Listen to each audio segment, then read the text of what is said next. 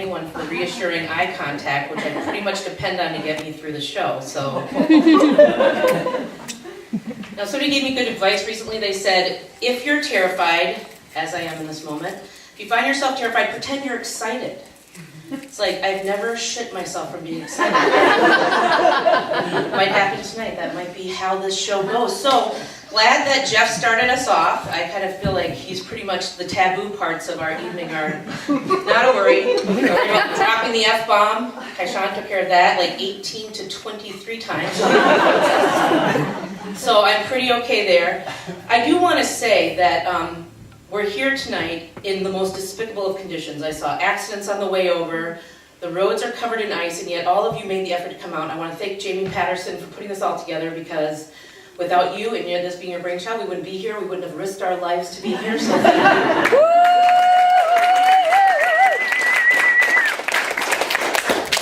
So basically, how on earth do we find ourselves here? This is Minnesota, and it's winter.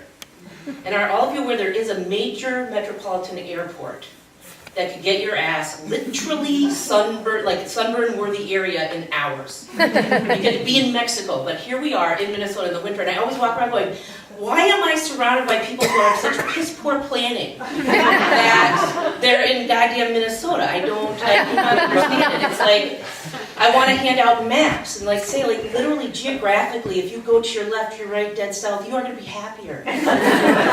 Hours from now, you'll be happier. I live in Minnesota, not by choice. At some point, my genetic pool were flushed over from Ireland. My clan didn't come here like, ooh, I'm going to go explore America. No. They came, they were flushed across the ocean, they were refused. Actually, literally, my great-grandmother was begging in a square. That's how she got her ticket. So they're like, get him out, get him. And then my family is so unimaginative, unintelligent, take your pick of genetic birth, that they get to America, they get to New York, they get here, and they stop. They literally stop, and I have a guess about how this happened, because we're Irish, we're thirsty, at a molecular level. So we have to have beer, spirits, wine, other things. And I think what happened is they got here, and it was summer. And they set up their little sod lean-to, and they're like, it's kind of nice. I mean, the mosquitoes suck, but we can do this. They're like, go on west without us. We're fine. We're absolutely, because we're lazy. We're like, we can do this. And then winter hit.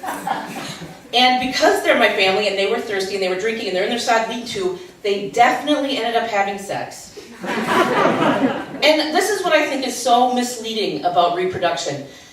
It's like, I love sex. I mean, it's like ice cream. I just would never say no. It's like, okay, it's 2 in the morning, sure, no, ice cream. Yeah. And so you got this guy who loves ice cream. And because he loves ice cream, you hand him a shit-smeared wombat that's having a panic attack, aka a child.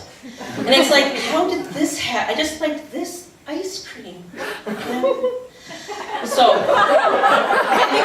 I think that's how the Minnesota Irish really ended up happening. They got here, they got knocked up, they got stuck. And so my mother's 15 generations. I'm so glad she's not here tonight, because when I talk poorly of the Irish, she literally pinches her face together in this fierce, she would bite me if she could, face. So literally her one question when I started today was like, you're not making fun of the Irish, are you? I was like, Mommy, the Irish in America, off limits. I would never. Not once. No, but I am always surprised to go around and see people when I'm here in St. Paul from Minneapolis. Y'all know it's true. You all know it's true. It's the Twin Cities, but it's kind of like a hostage situation where these bridges have locked us. If you want to get me to Minneapolis, I'm a St. Paul girl, old school St. Paul girl. I'm like, ooh. And they'll say things like, oh, come on, you'll come over this side of the river. And I'll say things like, oh, gosh. Did you say Thursday? No, we said Wednesday. Oh, Wednesday. Wednesday's really, really bad. Wednesday's well, there's this new restaurant opening. I'm like, yeah, but I'm never going to go there again. Why the hell would I go there the first time and get acclimated? It's in Minneapolis. I'm not going to go there. I mean, so they talk about these Twin Cities. We're not. We're like conjoined, horrible hating systems. We sever. It's not a bond. And we do like to think of ourselves as, this really Minnesota nice. Not true. Passive aggressive. They should put water, medicine into the water and help people who think that, oh, those shoes are so different. Are they different? Or do you really fucking hate my shoes? I'm from Minnesota, that casserole is so interesting. Is it? Because you like spit it back into your napkin, and I felt like you didn't think it was interesting at all. You thought it tasted like something horrifying. So, I was like, why the hostage situation of my husband? I'm like, why would I put those next to him? I just remembered. So I'm married to a cop, that's why I'm allowed to joke about hostage situations. I mean, talking outside the bedroom, but I love true crime has basically led to matrimony. I mean, our first date, he was telling me this interesting story that involved trying to shoot a goose in the head, and the little wee head on the goose, and it was kind of pecking, and I was like, marry me. You carried a gun. And I don't know if anybody else, but I love true crime. I mean, I open the book and then there's some pictures. I've got to the point now with fiction, I'm like, but where's the crime scene for this? I don't know. If I believe that she was shot, oh, this is a made-up story. So, I mean, I love forensic files, First 48, as much gore and blood as a person can enjoy. So basically, that's the good part about married to a cop. You can ask him questions like, what was the smelliest thing you ever smelled? That one made my eyes water. It was just like, oh, aromas on top of aromas, like an aroma lasagna that involved not sleeping very often inside and hiding things in your false leg. And when you open that false leg, the different types of things that were hidden inside. Anyways, very great story. It would keep you up at night. So since I'm not going to talk about the Irish and American, that's like a whole page of things. Just kidding, I'm going to talk all about the Irish and American. Not the creme de la creme. And the thing is, when you finally get to Ireland, you think, oh, I'd be welcomed as one of the countrymen. And they're like, you're not Irish. You're an idiot. You're an American. They hate Americans. I'm like, why didn't my relatives tell me? They call, in London, they call Americans septics, which is like rhyming slang, septic tank, yank. Literally, like, oh, look at that septic over there. And you're just sort of like, huh? They're talking about you. You're human refuse. I'm not kidding. That's literally the joke. So, speaking of hostage situations, no, I'm not going to do that again. That's a terrible segue. But I am a parent. It's like basically an 18-year sentence. And if you're of the Irish-American persuasion, our people like babies more than money, more than comfort, more than their own sanity. And I'm not kidding. My mother's mother only had 7, but her sisters, one of them had 14. Oh. Dear Heavenly Father. I mean, if anybody had shown me like a before and after picture of your nether regions, I might have just not done it. And I was reading this article recently, very interesting. So 50% of babies are unplanned. I was like, I am statistically amazing, 100%. Like one of those guys. But 50%, I'm like, so people plan to have babies. That's really peculiar. I mean, on purpose. Like you didn't have ice cream and then end up breeding. You literally thought, ice cream, schmice cream, you can just put it in with a turkey baster. I want a baby that bad. I'm like, oh my, yeah, no. I am not a baby person. If you try to hand me a newborn, it's like Jell-O with nerve endings and something smeared on it. I don't like babies. I don't like your baby. I don't like OPCs, other people's children. I miss that gene. There's like a maternal gene that the Irish are supposed to get, but I would not fall for that. I'm kind of like the opposite of a helicopter parent, like those, oh my God, my baby, and they're getting the right thing, and da-da-da. I remember bringing my kid into preschool, and they had, you are special, over every single coat rack. You're special, look how special. Oh, all of you special kids. It's total bullshit. I'm like, right, my kid, you are not special. Don't believe the hype, dude. I know you can read. You are not at all special. A friend of mine said, I want a helicopter parent. I'm more like a backpack. I wish I could just go to school with him. I'm like, I am so sorry you feel that way. That's the oddest thing. I literally would let anybody babysit. Just thinking about Hitler, that came to mind. But literally, like, oh, you have chainsaws for hands. Well, it's only going to be a couple hours, so just keep them revving. I'll be back. And when they were babies, they were easier to neglect. I feel like as they've gotten older, you'll try to take a 14-year-old and put it in a playpen and just like leave into the other room.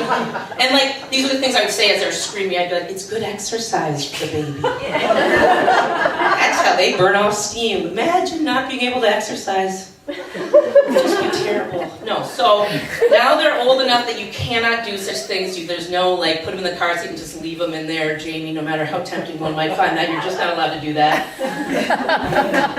So I used to practice benign neglect, and then I went into like kind of fierce pointed neglect where I would see them coming towards the house and would be like cutting down the back. Is that mom running down the alley? No. And now they're like, now getting to be adults, like I have 3 out of 4 are now 18. And so that's great. And I want a bike, I want candy, all that stuff goes away. But then it's sort of like, I want a house payment. You're like, oh my, wow, that escalated in a bad way. Where's your damn playpen? So I'm trying to come up with a new philosophy about like how do you parent adults? Because I've been as benign, neglectful as humanly possible. They still keep coming back to the house. So I'm like, okay, I got to think of a new theory. And I read about this whole thing of like, treat your adult children as if you're a disinterested neighbor. I love it. That's genius. So your kid comes back and they're like, yeah, I got a flat tire and it's apparently gonna be like $230. I'll be like, really? That's fascinating. Listen, I've got an appointment. I'm gonna be a little bit late so I gotta dash. And your kid comes on like, things are really tough and I think we're gonna get divorced. You're like, awkward. Listen, I've got an appointment across town. I hate to disappoint my masseuse, so I'm gonna just have to scuttle along here. So I'm going to try to find a good theory for like literally no longer engaging with them in any way, shape, or form. So one of the things recently, I had a friend who went through some really hard time and trying to come up with good advice. When you're not a sensitive, maternal, or loving, or caring person, it makes it hard. Somebody comes to you and they're telling you this really big sob story, and I'm always hoping somebody will jump in with like really good advice. But if it's only you, I'm like, all right, go through your head. What are those slogans? And you're like, what doesn't kill you makes you stronger.